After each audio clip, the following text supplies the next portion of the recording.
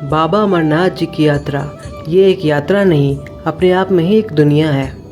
मैं आपको लेकर चल रहा हूँ भारत की सबसे कठिन यात्राओं में से एक बाबा अमरनाथ जी की यात्रा में। तो स्वागत है आपका बाबा अमरनाथ जी की यात्रा में। हम पहुँच चुके हैं जम्मू तवी रेलवे स्टेशन। यहाँ से ही एक जत्थे में बनकर बाबा अमरनाथ जी की यात्रा शुरू होती है।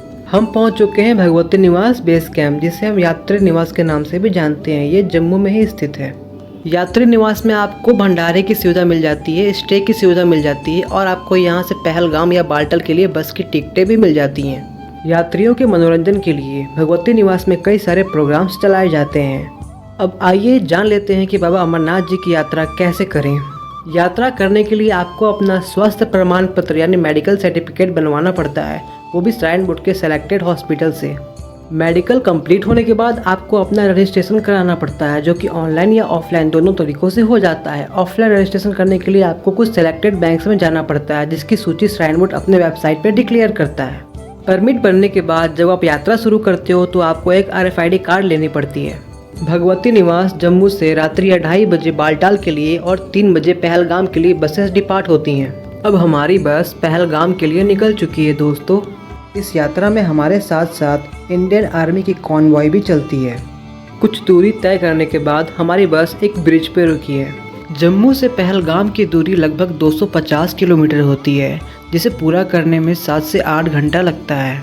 अब हम पहुंच चुके हैं डॉक्टर श्याम प्रसाद मुखर्जी टनल। इस टनल की लंबाई लगभग 9 किलोमीटर की है। अब मैं आपको रूट मैप समझा देता हूं। हम जम्मू से उधमपुर, रामबन, बनिहाल होते हुए अनंतनाग फिर पहलगाम पहुंचे थे। कुछ दूरी तय करने के बाद हमें भोजन करने के लिए रामबन के चंद्रकोट यात्री निवास में रुकवाया गया। हमने यहाँ भोजन ग्रहण किया और फिर अनाउंसमेंट होती है कि जम्मू श्रीनगर हाईवे रामबन के आगे लैंडस्लाइड होने के कारण ब्लॉक हो चुका है। चंद्रकोट के यात्री निवास में हम 4 दिन फंसे रहे हैं। यहाँ हमें रुकने और खाने की कोई दिक्कत नहीं हो रही थी। यहाँ हमें मेडिकल की सुविधाएं भी मिल रही थी। हमें ये नहीं पता था कि हमें यहाँ कितने दिनों तक रुकना है। यहाँ यात्रियों के मनोरंजन के लिए रामायण का पाठ भी चलाया जा रहा था।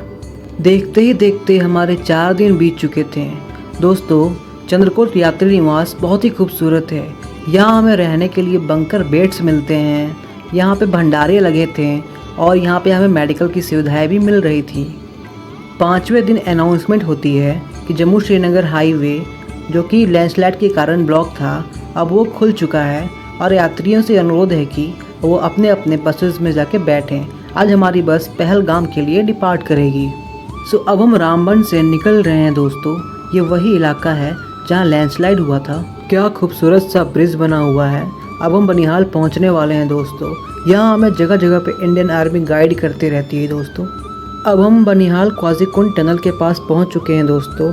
आपको बाबा अमरनाथ जी की यात्रा में पूरी यात्रा में इंडियन आर्मी का सपोर्ट मिलता है दोस्तों। यहाँ आपको बहुत सेफ फील होता है दोस्तों। इन बर्फीले पहाड़ और वादियों को देखते हुए सफ़र कब पार हो जाता है हमें पता ही नहीं चलता। अब हम पहलगाम पहुँचने वाले हैं। यहाँ से पहलगाम की दूरी मात्र 66 किलोमीटर की रह गई है। स्वागत है आपका बाबा अमरनाथ जी के पहले पड़ाव यानी पहलगाम। पहलगाम ही वो स्थान है जहाँ भगवान शंकर ने अपने नंदी को छोड़ा था और उन्होंने यहाँ से अपनी यात्रा पवित्र गुफा के लिए शुरू की थी।